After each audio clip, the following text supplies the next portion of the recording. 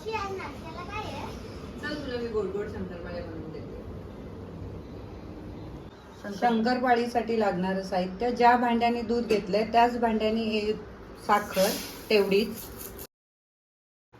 ज्या भांड्याने दूध घेतलंय त्याच भांड्याने तेवढंच साखर आणि आता तेवढंच तूप घेतलंय. तुम्ही कुठलंही घ्या. आता हे सगळं एकत्र कोमट करायचंय साखर विरघळी येतोपर्यंत, आणि मग थंड झालं की त्याच्यात मैदा भिजवायचा आहे. भिजेल तेवढा मैदा, ह्याच पाण्यात भिजेल तेवढा मैदा, वरून आपल्याला पाणी काही वापरायचं नाही. वर साखर वितळेपर्यंतच ह्याला वितळवायचंय.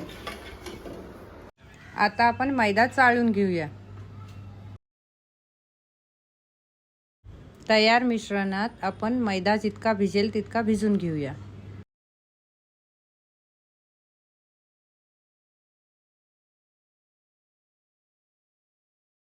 आपण गोळा भिजून ठेवलाय ना, त्याच्यातला असा एक गोळा काढून घ्यायचा आणि तो असा चपातीसारखा लाटून घ्यायचा आहे, आणि उरलेलं पीठ परत झाकून ठेवायचंय, नाहीतर ते कडक होतं ना. ह्याची अशी चपाती लाटून घ्यायची आहे. आपल्या हाताने बघायचं, थिकनेस थोडा जाड पाहिजे.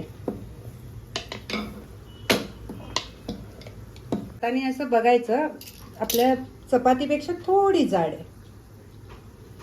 तर पिझ्झा कटर घेतलाय मी, माझ्याकडे पिझ्झा कटर आहे, त्याने मी ते कट करून घेणार आहे. तुम्हाला पाहिजे त्या आकारात तुम्ही कट करू शकता. मस्त असं मी आपले काजू कतली असते ना त्या आकारात साधारण कट करून घेतले. आणि एकसारखे हवे असतील ना, एकसारखे हवे असतील ना तर हे कोपरे छोटे छोटे असतात ना, ते लगेच काढून घ्यायचे आहेत, म्हणजे मग त्या एकसारखे होतात. आणि मग हे आता तेलात टाकायचे. साठी मी सनफ्लॉवर तेल वापरते.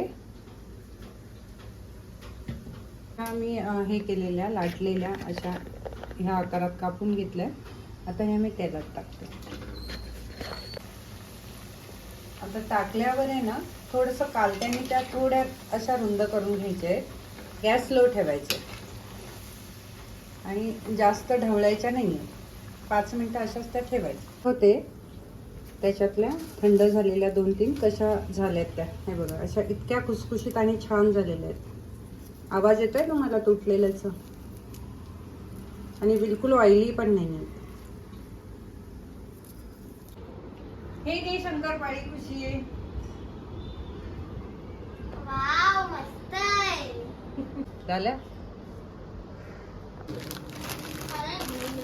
ते नको घेऊ. जर तुम्हाला आमच्या व्हिडिओ आवडत असतील तर लाईक, शेअर, कमेंट आणि सबस्क्राईब करायला विसरू नका. Thank you for watching this video. Bye.